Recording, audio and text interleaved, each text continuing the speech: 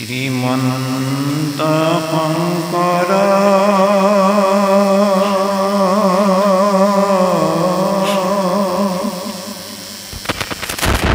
হৰি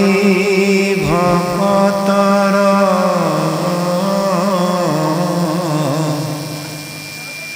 জানা যেন কলে পতৰু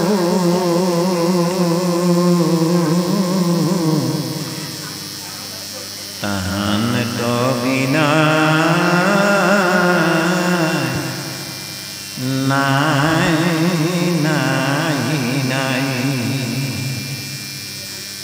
আমার পরম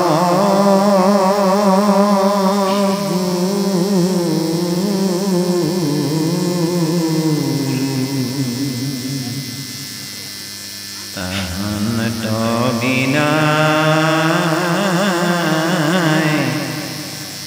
নাই নাই নাই আমার পরম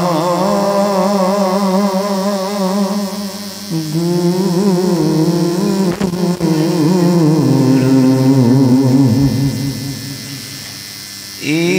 রাম শঙ্কৰ মাধৱ অভেদ্য ঈশ্বৰ গুৰু নাহি দুইট পৰ দোহানো নামক কীৰ্তন কৰিয়া কৃত কৃত হে নৰ ৰামে দোহানো নামক কীৰ্তন কৰিয়া কৃত কৃত হে নৰ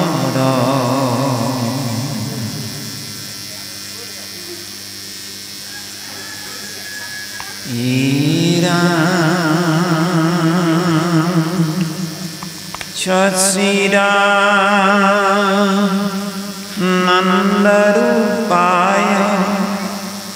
बिछुट पत्याहि तापत्रय विनाशाय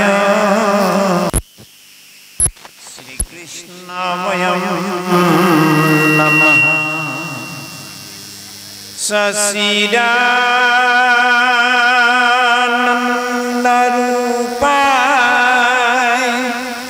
बिछुट पत्यादि तबे तापत्रय विनाशाय श्री कृष्णाय नमः श्री कृष्णाय नमः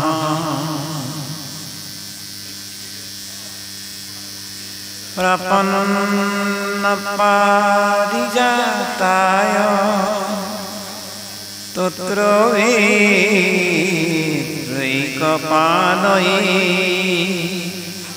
ज्ञानमुद्राय कृष्णाय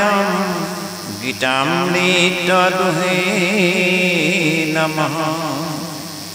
प्रपन्न पारिजाताय तत्र वेत्रैकपालये ज्ञानमुद्राय कृष्णाय गीतामृतदुहे नमः गीतामृतदुहे नमः আজন্মৰ সেৱাৰ স্থানী বাপ বান্ধৱ ৰঘু সমস্ত আই মাতৃবৃন্দ উদযাপন সমিতিৰ সভাপতি বাপ প্ৰভুকে প্ৰমুখ কৰি আৰু মোৰ পৰম শ্ৰদ্ধাৰ আজি এই মহান অনুষ্ঠান ভাগৰ শুভ উদ্বোধন কৰা উদ্ধৱ মহোদয় গগৈ বা প্ৰভু আৰু আপোনাসক পাঠাচাৰ্য প্ৰভুবৃন্দ, আপোনাসক সমস্তজন আই বাপ যুৱক যুৱতী, আপোনাসকৰ এই অধম দাসৰ দাস ভিতৰ ভিত্য মাথো, আপোনাসকৰ আমন্ত্ৰণক আমি আদেশ হিচাপে ভাবি যিহেতু আমি ভিতৰ কৃত্য কৰিবলৈ আগবঢ়া হৈছে, এতেকে আপোনাৰ সবগৰাকীৰ বস্তুৰ আদেশ শিৰত লৈ আমি আজি মহান অনুষ্ঠান ভাগৰ নিমিত্ত মাত্ৰ আগবঢ়াৰ প্ৰয়াস কৰা হৈছে। ইয়াকো কৰিবলৈ যাওঁতে আমাৰ আগ পাছ বঢ়া দুটা হস্ৰ কিম্বা দীৰ্ঘ অনেক অনেক দায় আছে। আপোনাসবৰে ভিতৰ বুলি ভাবি আপোনাসবতে বিৰাজিত হৈ থকা গুৰু দেৱ নাম ভকত বিষয়ক অকণমান আপোনাসবৰ শুভাশীষ শিৰত লৈ আমি আজি মহান কাৰ্যসূচী ভাগৰ পূৰ্বে আপোনাসবে বোধ হয় এইবাৰৰ সৈতে 4বাৰমান এই গীতা গ্ৰন্থ পাঠ ও ব্যাখ্যা অনুষ্ঠান সময় সুবিধা অনুসৰি বছৰে বছৰে পাৰ কৰি আহিলে, উদযাপন কৰি আহিলে। আৰু আজি এইবাৰ আপোনাসবে সামৰণি অনুষ্ঠানৰ এটা আঁত ধৰি গীতা গ্ৰন্থৰ 2য় অধ্যায় ভাগ আজি আপোনাসবে এই 2য় অধ্যায় ভাগৰ মূল বিষয়বস্তু হ'ল সাংখ্য যোগ কথন। মন কৰিব লগা সাংখ্য শব্দটোৰ অৰ্থ এনেকুৱা হয় প্ৰভু সমস্ত। সাংখ্য মানে হ'ল সিদ্ধান্ত। এই সিদ্ধান্ত ক'ৰ বা এই সিদ্ধান্তনো কেনেকুৱাকৈ কৰা হয়, আমিনো বাৰু কোনবিলাক কথা সিদ্ধান্ত বুলি প্ৰকাশ কৰিবলৈ যাওঁ। ধৰি লওক, আমি যেতিয়া বহুজনে এখন সভা পতা যায়, ৰাজহুৱা সভা বুলি যাক কোৱা যায়, সেই সভাখনত বহুজন পৰামৰ্শদাতা বা বক্তাই বেলেগে বেলেগে কথাবোৰ কয়, কিন্তু সভাপতিৰ আগত থকা কাৰ্যসূচী ভাগত সেই বহুজন ব্যক্তিয়ে দিয়া কথাবোৰ সিদ্ধান্ত গ্ৰহণ বা প্ৰস্তাৱ গ্ৰহণ নামৰ দফাটোত লিখিত কৰা নহয়। ৰাজহুৱা সভাখনৰ সমস্তজনৰ সিদ্ধান্ত, সমস্তজনৰ মনোগ্ৰাহী যিকেইটা কথা, যিকেইটা পৰামৰ্শ ৰাইজৰ ফালৰ পৰা অহা, সেই পৰামৰ্শ বিভাগকে সিদ্ধান্ত গ্ৰহণ বা প্ৰস্তাৱ গ্ৰহণ নামৰ সভাপতিৰ আগত থকা কাৰ্যসূচীখনৰ সেই সিদ্ধান্ত গ্ৰহণ দফাটোত লিখিত কৰে। আমাৰ সকলোৰে মনোনীত কথাকেইটা তাত লিখিত ৰূপ দিলে অদূৰ ভৱিষ্যতলৈ দৰকাৰ হ'ব। সেই কথাখিনিকে ভিত্তি কৰি ভৱিষ্যতৰ কাৰ্যপন্থা আগবঢ়াব লাগিব যিদৰে। ঠিক তেনেকে এতিয়া এই সিদ্ধান্ত মানে হ'ল সকলো ৰাইজৰ মনোনীত যিকেইটা কথা, যাক সিদ্ধান্ত বুলি কোৱা হয়। ঠিক তেনেকে বেদ, উপনিষদ, ভাৰত, পুৰাণ আদি সমস্ত নিগম গ্ৰন্থৰ মূল কথাসমূহ ভগৱান কৃষ্ণই অৰ্জুনক নিমিত্ত কৰি সমস্ত মানৱৰ কাৰণে, জগতৰ মংগলৰ হেতু, মানৱৰ কল্যাণৰ কাৰণে আগবঢ়োৱা তত্ত্বসমূহকে কোৱা হয় সাংখ্য যোগ, সিদ্ধান্ত যোগ। সাংখ্য শব্দৰ অৰ্থ সিদ্ধান্ত, সেইকাৰণে সাংখ্য যোগ বুলি কোৱা হৈছে, অৰ্থাৎ সিদ্ধান্ত যোগ। এতিয়া সিদ্ধান্ত বা সাংখ্য যোগ মানে কি? অৰ্থাৎ বিয়োগ মানে হ'ল আমি এৰা বুজাই। আমাক যিমানবিলাক বস্তু আছিল বা আপোনাৰ খবৰত আজি ইয়াত যেনিবা 200 জন বা প্ৰায় আছে, ইয়াৰ পৰা 10 জন আপোনালোকে ক'ৰবালৈ পঠাব লগা হ'ল, তেতিয়া ইয়াক কোৱা হয় সেই 10 জন ইয়াৰ পৰা পঠাই দিয়াৰ কাৰণে বিয়োগ দিয়া হয়। এতিয়া যোগটো কেনেকৈ হ'ব? বোলে আমি ভাবিছিলোঁ আমাৰ গাঁৱৰ আই বা যুৱক যুৱতী সকলোৱে লগ লাগি অনুষ্ঠান ভাগ আজি হেন পবিত্ৰ দিৱসত কৰা হ'ব, কিন্তু কিনো প্ৰভুৰ কৃপা, সেই বহু আঁতৰৰ পৰা বহুজন ব্যক্তি, 1000 জন ব্যক্তি আহি আপোনাসৱে আজি মাহ জুৰি চেষ্টা কৰি থকা এই অনুষ্ঠান ভাগত সহযোগ কৰিলেহি। ইয়াৰ নাম কোৱা হ'ব যোগ দিয়া বা যোগ কৰিলে। এতিয়া অৰ্জুনক নিমিত্ত কৰি কোৱা ভগৱন্তৰ শ্ৰীমুখৰ বাণী তত্ত্বসমূহ আমাৰ প্ৰত্যেকজন ব্যক্তিৰ, প্ৰত্যেকগৰাকী আই মাতৃৰ জীৱনৰ কল্যাণৰ কাৰণে অতীৱ দৰকাৰ। অৰ্থাৎ আমি প্ৰত্যেকেই সেই অৰ্জুনক কোৱা কথাসমূহ আমি গ্ৰহণ কৰিব লাগিব, আমি আমাৰ জীৱনত যোগ কৰিব লাগিব। যোগ কৰা মানে আমি সদায় পালন কৰিবলৈ যত্নপৰ হ'ব লাগিব, সদায় আমি চিন্তন কৰিবলৈ চেষ্টা কৰিব লাগিব, সদায় মনন শ্ৰৱণ কীৰ্তন কৰিবলৈ আমি মানে আগ্ৰহী হ'ব লাগিব। ইয়াৰ নাম হ'ল সাংখ্য যোগ গঠন। এতিয়া এই সাংখ্য যোগ গঠন গীতা গ্ৰন্থৰ হ'ল মূল অধ্যায়। গীতা গ্ৰন্থৰ এভাগ 18 অধ্যায়ৰ ভিতৰত দ্বিতীয় অধ্যায়টি হ'ল অলপ দীঘল অধ্যায়, আৰু এই গোটেই গীতা গ্ৰন্থৰ মূল সাৰতত্ত্ব কথাসমূহ অৰ্জুনক নিমিত্ত কৰি ভগৱান কৃষ্ণই সমস্ত মানৱৰ কাৰণে মানে প্ৰকাশ কৰিছে দ্বিতীয় অধ্যায়। এতিয়া এই কথাসমূহ কুৰুক্ষেত্ৰ ৰাজধানীত অন্ধ ধৃতৰাষ্ট্ৰ আছে, আৰু সেই ধৃতৰাষ্ট্ৰক একাধাৰে কথাসমূহ শ্ৰৱণ কৰাইছে দিব্য দৃষ্টি লাভ কৰা সঞ্জয় নামৰ মন্ত্ৰী এজনে। ধৃতৰাষ্ট্ৰৰ যিজন মন্ত্ৰীও আছিল, গতিকে সঞ্জয়ে পিতামহ ব্যাসৰ আশীষ মৰ্মে ভূত ভৱিষ্যত বৰ্তমান গোটেই ত্ৰিকালৰ কথাবোৰ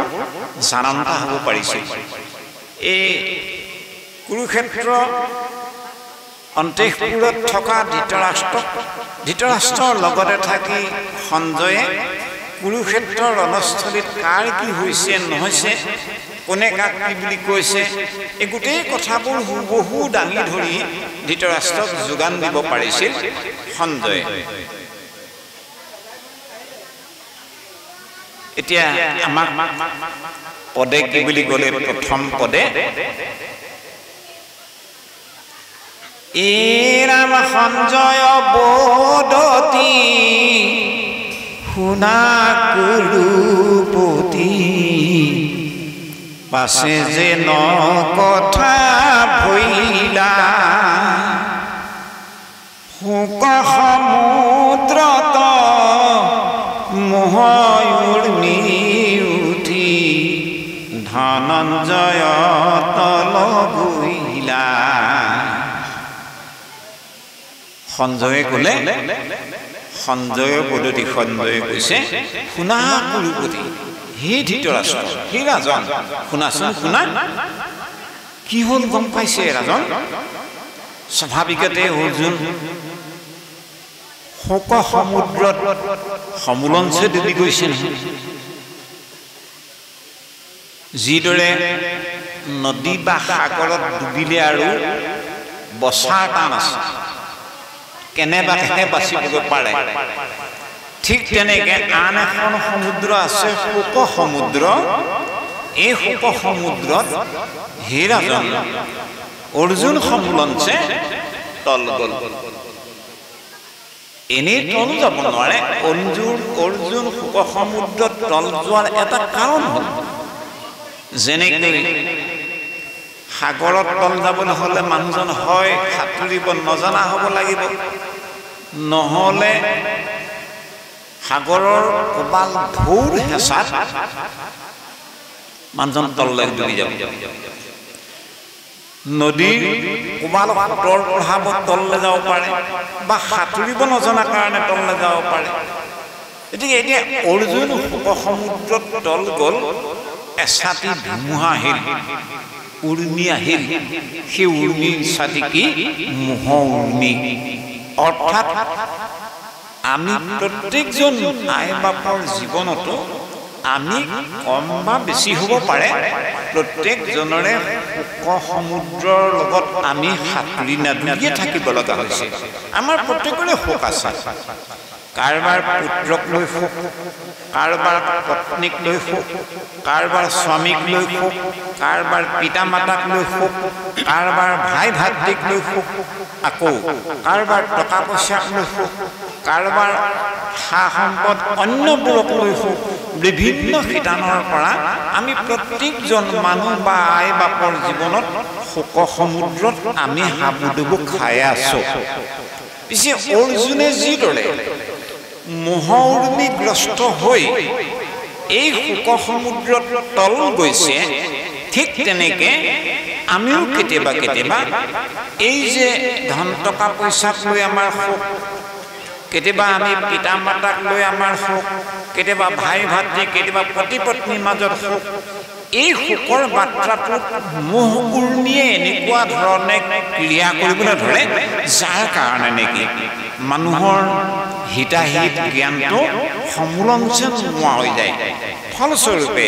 শুদ্ধনো কোনটো অশুদ্ধ কোনটো শুদ্ধ ভাবিবও নোৱাৰা অৱস্থা এটাই লগ লয় কি কৰিলে ভাল হ'ব কি কৰিলে বেয়া হ'ব একো নিশ্চিত কৰিব নোৱাৰা এটা অৱস্থা আহি পৰে যাৰ কাৰণে নেকি মানুহজন মোহ উৰ্মিগ্ৰস্ত হৈ এই শোক সাগৰত আমি প্ৰত্যেকেই কেতিয়াবা নহয় কেতিয়াবা হ'লেও আমি তল গৈছোঁ আমি শোক সমুদ্ৰতে আমি উঠি ভাহি আছো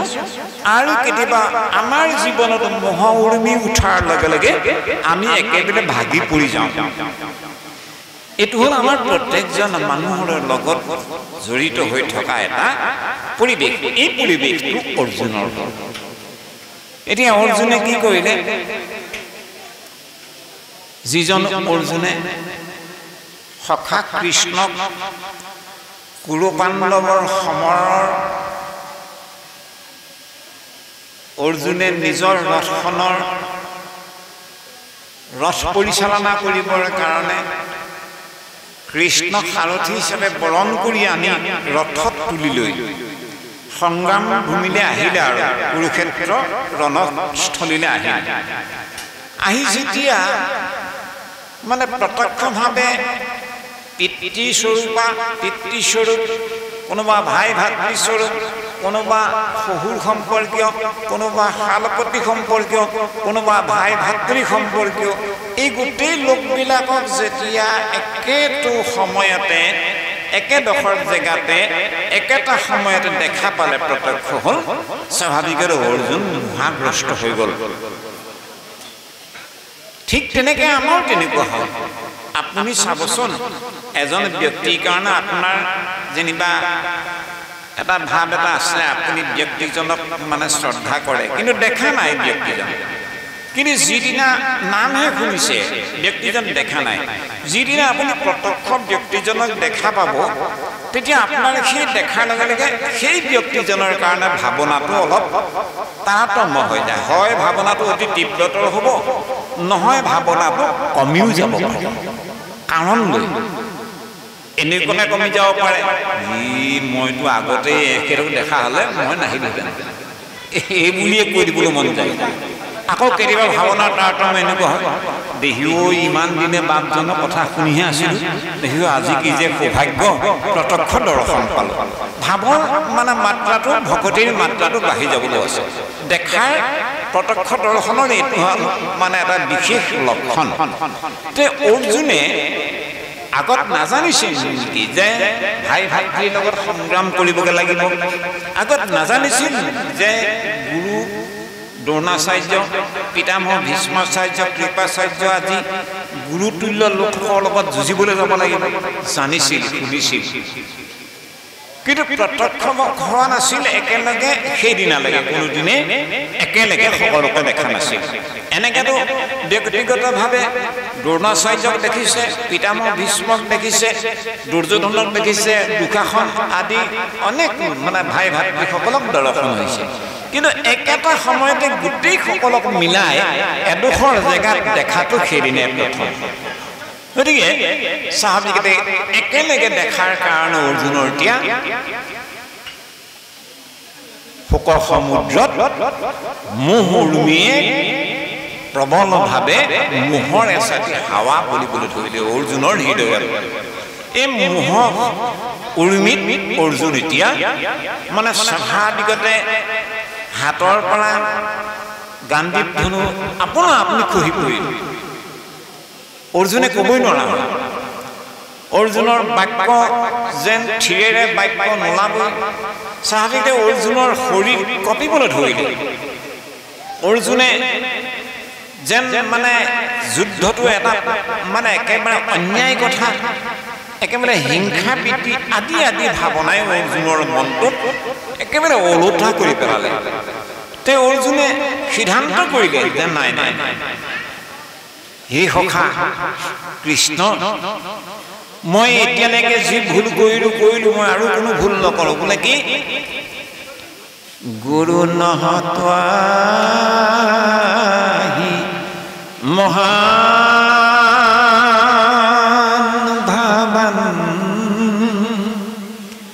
শ্ৰেয়ো ভক্তম ভাক্ষম গৃহলোকে হাত্বাৰ্থকামস্তু গুৰুনিহৈব ভুঞ্জীয় ভোগান ৰুধিৰ প্ৰদিগ্ধান ভুঞ্জীয় ভোগান ৰুধিৰ প্ৰদিগ্ধান ৰুধি মানে ৰক্ত মই তেজৰ মিশ্ৰিত অন্ন খোৱা হ'ব সখা হে কৃষ্ণ কেনেকে গুৰু নহত্বাহি মহানুভাৱান হে মহানুভৱ কৃষ্ণ মই গুৰুসকলক হত্যা কৰি মোৰ ভাই ভাতৃসকলক হত্যা কৰি ইষ্ট মিত্ৰসকলক হনন কৰি মই যদি জয় সাধন কৰি মই যদি ৰাজ্য ভোগ কৰোঁ মোৰ পবিত্ৰ অন্ন গ্ৰহণ কৰা নহ'ব দৈনন্দিন জীৱনত মই ভাই ভাতৃ লোকসকলক হত্যা কৰি গুৰু সম্পৰ্কীয় লোকসকলক হত্যা কৰি তেওঁলোকৰ তেজৰ মিশ্ৰিত অন্ন খাই মই জীয়াই থকা হ'ব নম্বৰে মই যুঁজ নকৰাটো মোৰ সিদ্ধান্ত এতিয়া হয় মই তোমাক যুদ্ধৰ কাৰণে মোৰ ৰথখনৰ সাৰথী হিচাপে বৰণ কৰি অনা হৈছিল কিন্তু মই সিদ্ধান্তটো বদলি কৰিছোঁ সখা এইকাৰণেই বদলি কৰিছোঁ মই এইসকলক হত্যা কৰি যুদ্ধ হ'লেতো হত্যা হ'বই হয় মোকো কোনোবাই মাৰিব পাৰে ময়ো মাৰিম বুলিতো প্ৰস্তুত হৈ আহিছোঁ হয় মোক মাৰিব কোনোবাই নহয় মই মাৰিম তেওঁলোকক গতিকে যুদ্ধ মানে মৃত্যু হ'বই গতিকে এনেকুৱা মৃত্যু এনেকুৱা অকাল বিয়োগ কত কত জোৱানসকলৰ বীৰ যুৱকসকল নিপাত হ'ব আৰু তেওঁলোকৰ নৱবিবাহিতা পত্নীসকলে বিধৱা হ'ব সেই বিধৱা পত্নীসকলে বিষয় ভোগৰ পাশত আবদ্ধ হৈ কামনা বাসনাত জৰ্জৰিত হৈ বেলেগ বেলেগ কোনোবা উপপতিৰ লগত বিবাহ কাৰ্য সম্পন্ন হ'ব আৰু তেওঁলোকৰ সতি সন্তানবোৰ বৰ্ণশংকৰ সতি সন্তান হ'ব বৰ্ণশংকৰ সতি সন্তান হ'লে পৰম্পৰাগত পিতৃ পিতামহ আদি লোকসকল যিসকল বিদেহী হৈ গ'ল পৰগামী হৈ গ'ল তেওঁলোকৰ কোনো জলপিণ্ড দান আদি দিয়াৰ কাৰ্যসূচী নকৰিব গতিকে মোৰ কাৰণে এই মহান যুগ যুগান্তৰে জন্মে জন্মান্তৰে হ'ব লগা অন্যায়টো কিন্তু হ'ব সেইকাৰণে মই গোটেই ভূত ভৱিষ্যত কথাবোৰ চিন্তা কৰি সুখা মই যি কৰিলোঁ মই আৰু কোনো যুদ্ধৰ কাৰণে মোৰ এতিয়া মন নাই মই যুদ্ধ নকৰোঁ নম্বৰ 2 নম্বৰ কৰোঁৱেই যেনিবা যুদ্ধ যেনিবা কৰোঁৱেই কি গেৰাণ্টিটো আছে মোৰে জয় হ'বনে তেওঁলোকৰহে জয় হ'ব সেইটো ঠিকনা নাই আমি যেনেকৈ পাণ্ডৱ ভাই ভাতৃসকল আমাৰ লগত 7 অসহীনী সেনা সুসজ্জিত হৈ আহিছে কৌৰৱসকলৰ লগতো 11 অসহীনী সেনা আছে তেওঁলোকতো কম বীৰ নহয় পিতামহ ভীষ্ম যাক কোনেও পৰাস্ত কৰিব নোৱাৰে গুৰু দ্ৰোণাচাৰ্য যাক কোনেও পৰাস্ত কৰিব নোৱাৰে অশ্বত্থামা যাক কোনেও পৰাস্ত কৰিব নোৱাৰে গতিকে সেই বীৰসকলৰ জয় হ'বনে মোৰ জয় হ'ব এতিয়া এটাতো কোনো গেৰাণ্টি নাই সেই কথাটো কৈছে নাচে তদ্বিদিম কতৰন গৰিও यद्वा जयेम यदिवा न जयेयु जाने महत्वा नजी जीविषम स्थिता प्रमुखे धृतराष्ट्र स्टे खाड़ा হৈ আছে प्रमुखे धृतराष्ट्र মানে ধৃতৰাষ্ট্ৰৰ পুত্ৰসকল যিসকল ধৃতৰাষ্ট্ৰৰ পুত্ৰ সেইসকল মোৰ সন্মুখত খাৰা হৈ আছে এই ধৃতৰাষ্ট্ৰৰ পুত্ৰসকলৰ লগত সুসজ্জিত হৈ অহা একাদশ অসহীনী সেনাৰে জয় হ'বনে আমাৰে জয় হ'ব 7 অসহীনী কোনো ঠিকনা নাই ঠিক আছে তুমি যদি কোৱা চিন্তা নকৰিবা অৰ্জুন তোমালোকৰ জয় হ'ব মই ধৰি ললো মোৰ আমাৰে জয় হ'ব বুলি তথাপিতো সখা মই তোমাক পুনঃবাৰ প্ৰাৰ্থনা জনাইছো মোৰ এই ভাই ভাতৃসকল মোৰ সন্মুখত থকা দুৰ্যোধনকে আদি কৰি 100 জন ভাতৃ মোৰে ভাতৃ মোৰ সন্মুখত ৰৈ থকা মই এইসকলক কিন্তু হত্যা কৰি মই জীয়াই থকাটো মই ৰাজভোগ কৰাটো মই বিচৰা নাই কথা এয়া হ'ল অৰ্জুনৰ যুক্তি তেতিয়া ভগৱান কৃষ্ণই দেখিলে যে অৰ্জুনটো সঁচাকেই আৰে যিজন অৰ্জুন পৃথিৱীৰ বীৰসকলৰ ভিতৰত অদ্বিতীয় এজন বীৰ গুৰু দ্ৰোণাচাৰ্যৰ তলত কৌৰৱ পাণ্ডৱ দুয়ো কুলৰ গোটেই ল'ৰাবিলাকে বিদ্যা অৰ্জন কৰিছিল এই সমস্ত ছাত্ৰৰ ভিতৰত গুৰু দ্ৰোণাচাৰ্যৰ অৰ্জুন নামৰ এজনেই ছাত্ৰ সৰ্বশ্ৰেষ্ঠ সেইজন কেৱল অৰ্জুন দ্বিতীয়জন অৰ্জুন নাই গতিকে এনে এজন অৰ্জুন হয়ো আৰু যিজন অৰ্জুনে মোক অতি শ্ৰদ্ধাৰে মোক সাৰথী হিচাপে বৰণ কৰি লৈ আনিলে এতিয়া ৰণ কৰিব লাগে প্ৰত্যক্ষ দৰ্শন হোৱাৰ লগে লগে অৰ্জুনৰ এই অৱস্থা হোৱা অৰ্জুনক এতিয়া ভগৱান কৃষ্ণই কি বুলি কৈছে অশৈষ্যান্নম অশৈষ্যস্তম প্ৰজ্ঞাবাদং সভাসসে গতাচু ন গতাচুংস নানুসুসন্তি পণ্ডিতাঃ হে অৰ্জুন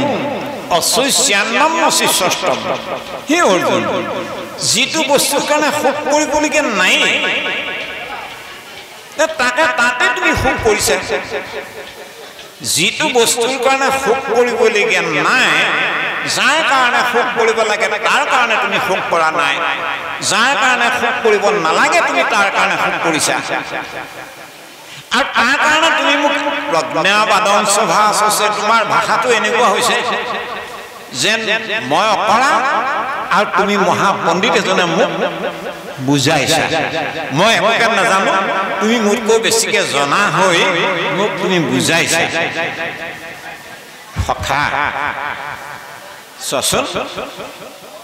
প্ৰকৃততে যিজন পণ্ডিত হয় এই পণ্ডিতজনে তোমাৰ নিচিনাকৈ দুখ নকৰে শোক নকৰে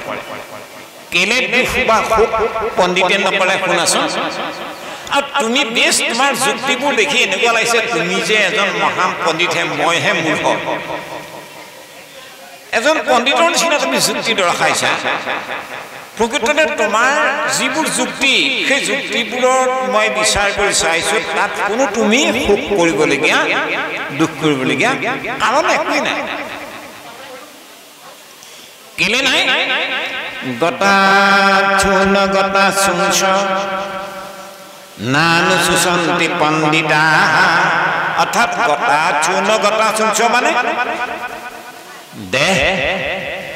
জন্ম হোৱা সূত্ৰে দেহবিলাক মৰিবই আত্মাৰ কিন্তু মৰণ নাই দেহ যেহেতু জন্ম হৈছিল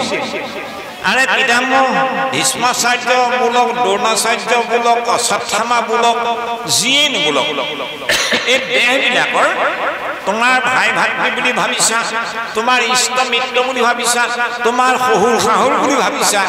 এই গোটেইবিলাকৰ শৰীৰবিলাক এদিন জন্ম হৈছিল সেইকাৰণে এদিন মৰিবই তুমি শোক কৰি ৰাখিব পাৰিবা নেকি কাৰোবাৰ তুমি আজি শোকত মগ্ন হৈ যুদ্ধ এৰি দিব পাৰা যুগ যুগান্তৰে তোমাক বীৰ সমাজে এজন হিৰো বুলি এজন দুৰ্বলী বুলি মানে ঘৃণা কৰিব তুমি যুদ্ধ এৰি দিব পাৰা এতেকে বুলি তুমি শোক কৰি যুদ্ধ এৰি দিলা বুলিয়ে এই লোকসকলৰ ভাই ভাতৃসকলৰ কেতিয়াও শৰীৰবোৰ নাইকিয়া নহ'ব এইটো কথা নহয় কিবা কাৰণ নহয় কাৰণ নিমিত্ত হিচাপে লৈ হ'লেও এদিন কিন্তু মৰিবই ও ৰাম আজি নতু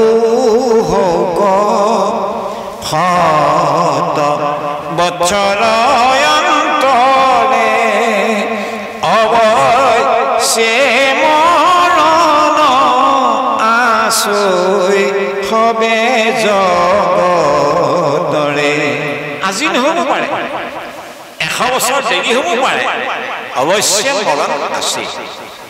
গতিকে যিটো দেহ জন্ম হৈছিল আৰু যিটো মৰিবই খাটাং এইটোৰ কাৰণে তুমি শোক কৰা একেবাৰে অনুচিত কথা আৰু এইটোৰ কাৰণে তুমি এজন পণ্ডিতৰ নিচিনা মোৰ লগত আগত বাদ নকৰিবা কথা প্ৰকৃতাৰ্থত যিসকল পণ্ডিত হয় পণ্ডিতসকলে এই দেহৰ যিটো গমনাগমন এই যিটো দেহৰ জন্মৰ মৃত্যু দেহৰ যিটো সুখ আৰু দুখ দেহৰ যি জয় আৰু পৰাজয় এইবোৰক লৈ পণ্ডিতে কিন্তু নানু সুশান্তি পণ্ডিতা সাধু সন্ত ভকত বৈষ্ণৱ পণ্ডিতসকলে এই সম্পৰ্কে কোনো চিন্তাই নকৰে তাৰপিছত ক'লে সখা অৰ্জুন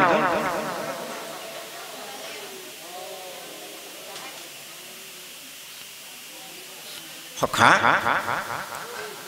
তুমি ভাবিছা নেকি যে আমি আগত নাছিলো এতিয়াহে আমি হৈছোহি তুমি মানে তোমাৰ এই পঞ্চভৌতিক দেহটো নহয় মই মানে মোৰ পঞ্চভৌতিক দেহটো নহয় তুমি মানে তোমাৰ ভিতৰৰ আত্মাহে তুমি সেই আত্মাৰ কথা তুমি ভাবা আত্মাক কোনে মাৰিব পাৰে কোনোতো আত্মাক মাৰিব নোৱাৰে আত্মা এনেকুৱা বস্তু তোমাৰ সন্মুখ সমৰত যদি পিতামহ ভীষ্ম বিনাশ হ'ল শৰীৰটোহে বিনাশ হ'ল পিতামহ ভীষ্ম আত্মাৰ বিনাশ নহয় গুৰু দ্ৰোণাচাৰ্যৰ আত্মাৰ বিনাশ নহয় দুৰ্যোধনৰ পৰা আদি কৰি 100 ভাতৃয়ে আত্মাৰ বিনাশ কোনো কৰিব নোৱাৰে নতেৱাহম জাতো নাসম নতম নেমে জনাধিপা নচৈবন ভবিষ্যম সৰ্বে বয়ম মতঃ পৰম নতেৱাহম জাতো নাসম হে অৰ্জুন তুমি এনেকুৱাকে নাভাবিবা আগত আমি নাছিলো নতম নেমে জনাধিপা যে আমি আৰু বেছিদিন জীয়াই নাথাকিম নাচাইব নভাবিছ যে আমাৰ ভৱিষ্যতে আৰু কোনো নাথাকিব এনেকৈ বুলি তুমি নাভাবিবা এই আত্মা আগতো আছিল এতিয়াও আছে আৰু ভৱিষ্যতেও আত্মাই থাকি যাব আত্মাক কোনেও হনন কৰিব নোৱাৰিব এই ধৰণে অৰ্জুনৰ যিটো ভূমিকা আমিও যে প্ৰত্যেকজন ব্যক্তিৰ জীৱনতো এই শোক আৰু মোহৰ সমুদ্ৰত আমি প্ৰত্যেকেই যে জৰ্জৰিত হৈ আছো এই কথাখিনি কিন্তু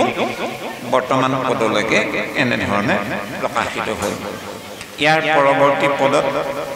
আত্মাৰ বিষয়ে আৰু সুন্দৰকৈ পাঠৰ আধাৰত আগবাঢ়িব পৰা হ'ব কৃষ্ণ পুনৰ কৃষ্ণ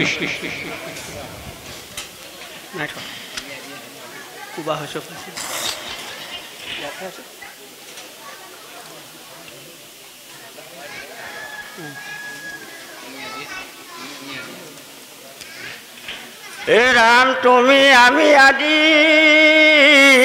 যত লোক দেখা ই আছিলে হবে পূৰ্বত সম্প্ৰতি হবহি আছো বিদ্যমান থাকিব পাছকালত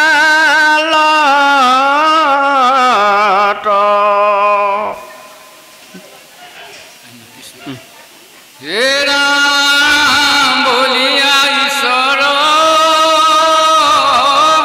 জন্ম মৃত্যু শূন্য তুমি থাকা হ'ব ঠাই আন যত লোক কতো উপজয় কতো বা মৰিয়া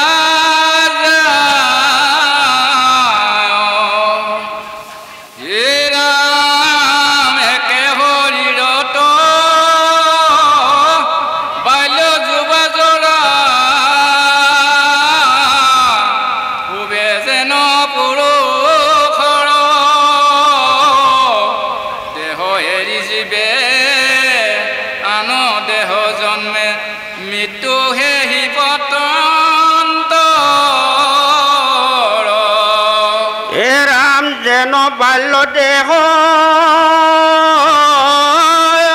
ধৰি উপজয়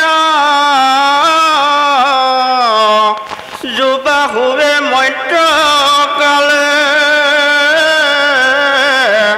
বাল্য যুৱা দুয়ো স্থানান্তৰ হয় বিদয় অৱস্থা পাইলে ৰাম বাল্য যুৱা জৰা তিনিও অৱস্থা একে দেহ পৰেল বাল্য গছি যেবে যুৱা পাৱ তাত কোনো নাহে সুখ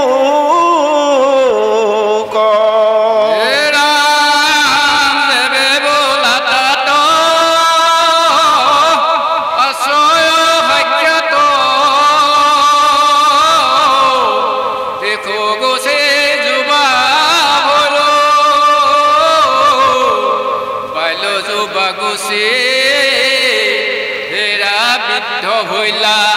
সাক্ষাতে প্ৰমাণ কৰিলো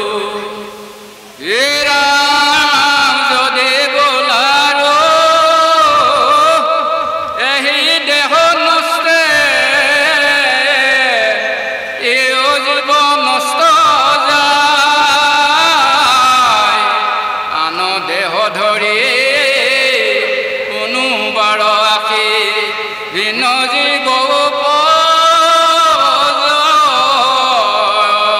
হে ৰাম জানিবা জীৱৰ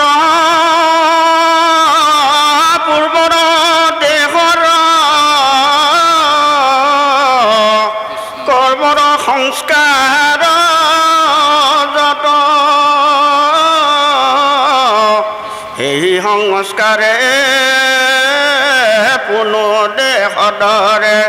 নিস্তেজা নাচৰ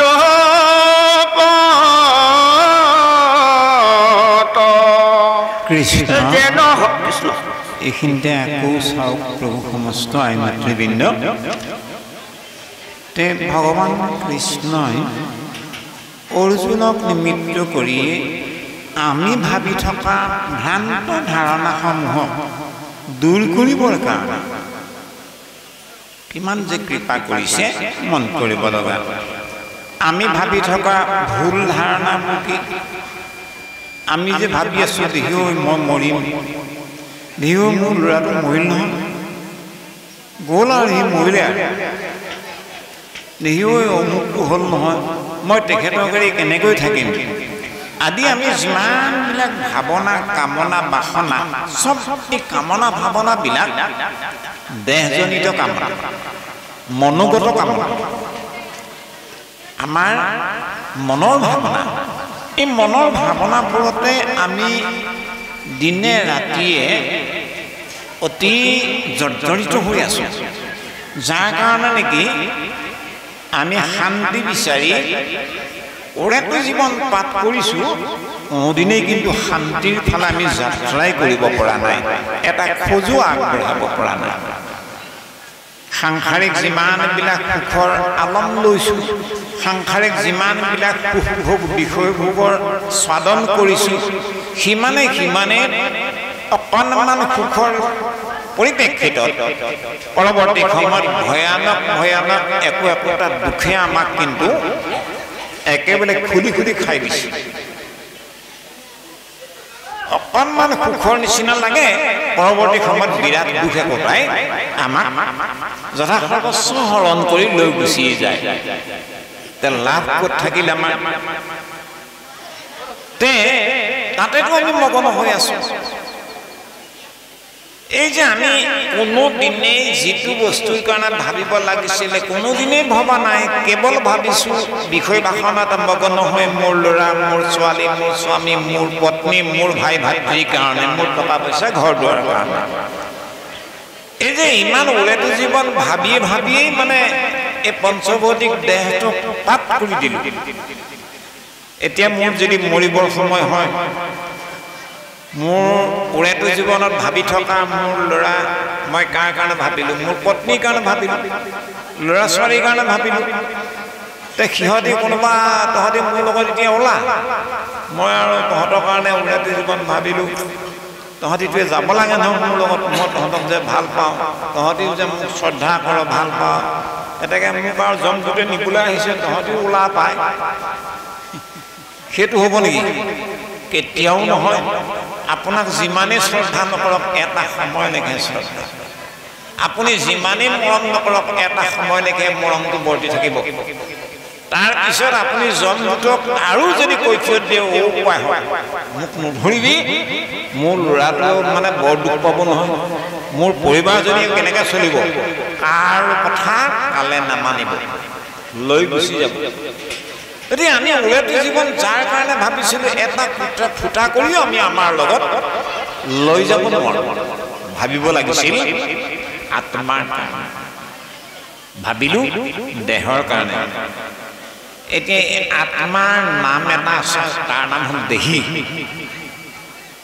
দেহি নস্মিন যথা দেহি কৌমাৰম যৌবনম জৰা তথা দেহান্তৰ প্ৰাপ্তি ধীৰস্তত্ৰ নমুহ্যতে দেহি লক্ষ্মীন যথা দেহি কৌমাৰম যৌবনম জৰা তথা দেহান্তৰ প্ৰাপ্তি ধীৰস্তত্ৰ নমুহ্যতে দেহি লক্ষ্মীন যথা দেহি অৰ্থাৎ দেহি মানে আত্মা দেহ মানে দেহে যথা দেহে এইবুলি কৈছে নহয় যেনেকৈ দেহি জীৱাত্মা জীৱ দেহত আছে সেইকাৰণে দেহটো তিনিটা অৱস্থা লগ্ন হৈছে এটাৰ নাম হ'ল কুমাৰ 2 নম্বৰ অৱস্থাৰ নাম যৌৱন আৰু 3 নম্বৰ অৱস্থাৰ নাম হ'ল জৰা জৰা মানে শেষ চুলি পকিৰ চকুৱে নেদেখা হ'লো কাণেৰে নুশুনা হ'লো বাক্য ভালকে নুফুটে এই জৰা এগৰাকী মানে দেৱী জৰা দেৱীয়ে বিয়া পাতিবলৈ বিচাৰি ফুৰিছে দেৱৰক্ষী নাৰদৰ ওচৰলৈ গ'লে এবাৰ পুৰঞ্জন উপাখ্যানত আপোনালোকে পাইছে এতিয়া জৰা নামৰ দেৱীগৰাকী তিৰোতাগৰাকী নাৰদ দেখিবলৈ কেনেকুৱা সুন্দৰ এজন যুৱক সদা সৰ্বদাই মানে চিৰকুমাৰ নাৰদক ক'লেহে মুনিবৰ মোৰ খুব ইচ্ছা হৈছে তোমাৰ লগত বিয়া গাহস্থ জীৱনৰ কাৰণে নাৰদে ক'লে নাই নাই মই আজীৱন ব্ৰহ্মচাৰী মই ব্ৰতেই মোৰ এইটো আজীৱন মই কোনো বিয়া বাৰুৰ কথা মই ভবা নাই তুমিহে নালাগে আৰু স্বৰ্গৰ কোনোবা ব্ৰহ্মা তোমাৰ অপেশ্বৰী আহিলেও মোৰ নহ'ব মই এতিয়া কৈ যাম পৃথিৱী মণ্ডললৈ যোৱা পৃথিৱী মণ্ডলৰ গোটেই মানুহবিলাকে বোধহয় তোমাৰ কাৰণে ৰৈ আছে নেকি জানো গোটেইখিনি বিয়া পাতিব হ'ল আৰু পৃথিৱী মণ্ডললৈ আহিলে জৰা অহাৰ লগে লগে জৰাৰ ৰূপটো পঢ়িলে বৰ ভাল কিন্তু যাৰ জৰাগ্ৰস্ত হ'ল আৰু প্ৰত্যেকজন মানুহৰ চেহেৰা কিন্তু পৰিৱৰ্তন হৈ গ'ল এতিয়া ইমান সুন্দৰ চেহেৰা এটা আছিল কুমাৰ কালৰ যিটো চেহেৰা সেই চেহেৰা লাহে লাহে লাহে লাহে যৌৱন প্ৰাপ্তি হ'ল বয়সৰ কালৰ গতিত যৌৱন যেতিয়া হ'ল যৌৱন সম্পন্ন ছোৱালীজনী বা ল'ৰাটোৱে বা আমি ভাবিছিলোঁ নেকি দেহি ঐ মই কুমাৰ হৈ আছিলোঁ নহয় এতিয়াতো যৌৱনেই মোৰ প্ৰাপ্ত হ'ল আমি সেই কুমাৰ ৰূপটোৰ কথা যৌৱন প্ৰাপ্ত বয়সৰ উদীয়মান লোকজনে কিবা দুখ কৰোঁ নেকি দেহিও মই কুমাৰ অৱস্থাটো এৰি থৈ গুচি আহিলোঁ নহয় যৌৱন প্ৰাপ্ত হ'লোৱেই নহয় আকৌ চাওঁতে এই যৌৱনৰ পিছত লাহে লাহে লাহে লাহে মানে জৰাই লগ ল'লে আৰু যেতিয়া জৰাগ্ৰস্ত হ'লোঁ তেতিয়াও আমি কিন্তু দুখ নকৰোঁ দেখিও মই এনেকুৱা মোটা তাজা শকতাৱত এনেকুৱা বলৱান আছিলোঁ নহয় দেখিও মোৰ সেই ৰূপটো ক'লৈ গ'ল সেই বল বীৰ্য পৰাক্ৰম ক'লৈ গ'ল এই বুলি কেতিয়াবা আমি দুখ কৰোঁ নেকি নকৰোঁ একেটা দেহতে কুমাৰ আহিল গ'ল যুৱা আহিল গ'ল আৰু জৰাও আহিল জৰায়ো লগত লৈ গুচি যাব প্ৰত্যেককে যেনেকৈ কুমাৰ যৌৱন জৰা একেটা দেহতেই তিনিটা অৱস্থাই লগ লয়েই স্বাভাৱিকতে ঠিক তেনেকৈ জীৱই অৰ্জুন এই দেহটো এৰি জীৱই পূৰ্বজন্মৰ কৰ্মৰ সংস্কাৰ মৰ্মে পৰৱৰ্তী জন্মটো হয় পশু নতু পক্ষী নতু গন্ধৰ্ব কিন্নৰ মানৱ দানৱ হয়তো কোনোবা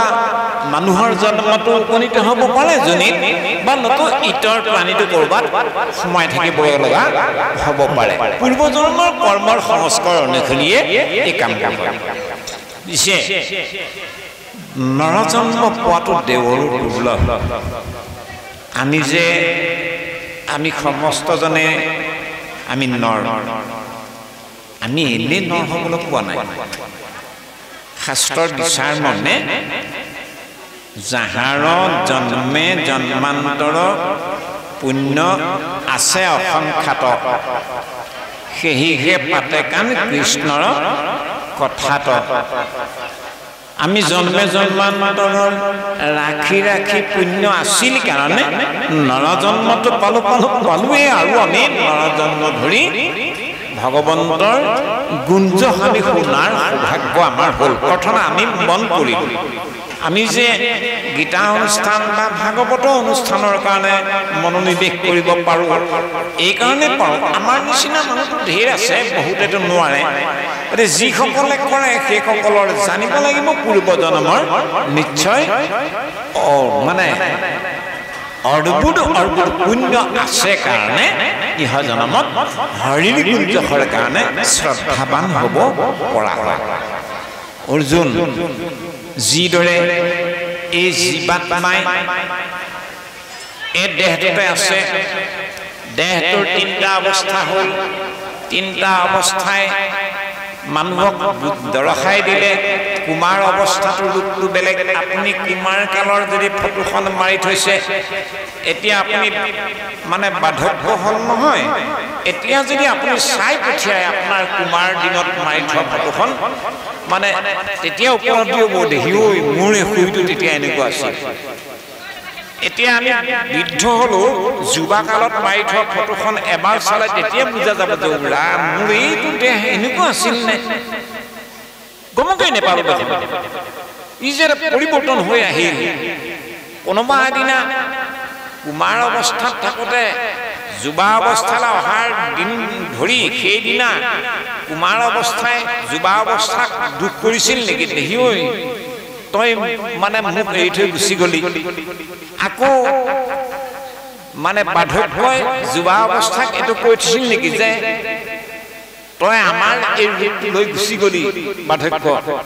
কোনো দিনে কেতিয়াও এই তিনিটা অৱস্থাৰ কাৰণে আমাৰ দেহে যিদৰে চিন্তাই নকৰে ঠিক তেনেধৰণে আমাৰ প্ৰত্যেকৰ শৰীৰত অৰ্জন এটা অপৰিৱৰ্তনীয় তত্ত্ব আছে যাৰ নাম দেহি বুলি কোৱা হয় আৰু সেই অপৰিৱৰ্তনীয় তত্ত্বটো যিদৰে কালৰ গতিত কুমাৰ হ'ল যুৱা হ'ল জৰা হ'ল দেহৰ অৱস্থা তিনিটা প্ৰাপ্ত হ'ল কিন্তু সময়ৰতো কোনো পৰিৱৰ্তন হোৱা নাই ঠিক তেনেকে আমাৰ এই দেহত থকা জীৱৰ কিন্তু কেতিয়াও পৰিৱৰ্তন নহয় ই অপৰিৱৰ্তনীয় এক মহাতত্ত্ব এই জীৱৰ কেতিয়াও জন্মও নাই মৃত্যু নাই অথচ জন্ম হয়গে কাৰ হয়গে দেহৰহে হয় সেই দেহৰ লগত ই থাকে কাৰণে ইয়াকো জীৱকো জন্ম হোৱা নিচিনাই লাগে প্ৰকৃততে জীৱৰ জন্ম নাই জীৱই পূৰ্বজন্মত কৰা ভাল বেয়া কৰ্মৰ ফল অনুসৰি আগন্তুক অহা জন্মটো নিশ্চিত হ'ব লগা হয় গতিকে পৰজন্ম যিটো দেহত জীৱ উপনীত হ'বগে পূৰ্বজন্মৰ কৰ্মৰ সংস্কাৰ অনুসৰি সেই দেহটোহে জন্ম হ'ব জীৱ কিন্তু আগৰ জীৱটোৱে মানে নতুন দেহ এটাত উপনীত হ'বই হ'ব এই সম্পৰ্কে এই কথাখিনি প্ৰকাশ হৈ আছে এতিয়া আমাৰ স্বাভাৱিকতে আমাৰ যে জন্ম নাই এই কথাসমূহ বুজিবৰ কাৰণে ভাগৱত গ্ৰন্থৰ এটা উপমা মন কৰিব লগা তাত কি বুলি ক'লে ও ৰাম অমাৱস্যা ভৈলে চন্দ্ৰ ৰশ্মি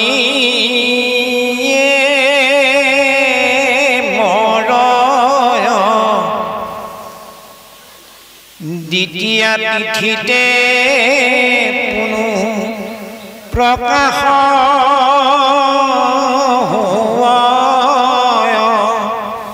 আমাক কয় নহয় বোলে আজি কি তিথি বোলে আউসী চন্দ্ৰটো মৰিল আমি তেনেকে ভাবো যদি চন্দ্ৰটো আউসী দিনা মৰাটোৱে সঁচা তেনে দ্বিতীয়া তিথিৰ দিনা আকৌ কেনেকে ওলাব অমাৱস্যা ভৈলে চন্দ্ৰ ৰশ্মিৰহে বিনাশ সেইকাৰণে চন্দ্ৰৰ বিনাশ নহয় সেইকাৰণে দ্বিতীয়া তিথিত কোনো কৰে প্ৰকাশ দ্বিতীয়া তিথি হোৱা দিনা আকৌ চন্দ্ৰক আমি কাশীখনৰ নিচিনাকে অকণমান ঘূৰৈয়ে কেনেকে দেখা পাওঁ তাৰ অৰ্থ হ'ল চন্দ্ৰ নাই মৰা অৰ্থাৎ চন্দ্ৰৰ পোহৰটোহে আউসী দিনা আউসী তিথি দিনা নোহোৱা হৈ গ'ল যিদৰে ঠিক তেনেধৰণে ও ৰাম চন্দ্ৰ সম আত্মা নাহি জনম ও দেহ লক্ষ্মী মৰি পুনু হৈ উপজন চন্দ্ৰ হেনো সমান চন্দ্ৰটোৰ নিচিনা বুলি কৈছে আমাৰ আত্মা চন্দ্ৰ সম আত্মা চন্দ্ৰৰ নিচিনা আত্মা জন্ম নাই মৰণ নাই এই জন্ম আৰু মৰণ কাৰ হয় দেহৰ ৰশ্মি অৰ্থাৎ যেনেকৈ অমাৱস্যা হোৱাৰ দিনা চন্দ্ৰৰ ৰশ্মিটো মৰে ঠিক তেনেধৰণে আপোনাৰ মোৰ জীৱন সন্ধিয়াখনত দেহটো এটা চন্দ্ৰৰ ৰশ্মি নিচিনা দেহৰ ৰশ্মি মৰে সেইকাৰণে কোনো হুৱে জন এই কথাখিনি বৰ্তমান পদলৈকে এনেধৰণে বা সমস্ত প্ৰকাশ হ'ল পৰৱৰ্তী কৃপা কৰা কৃষ্ণ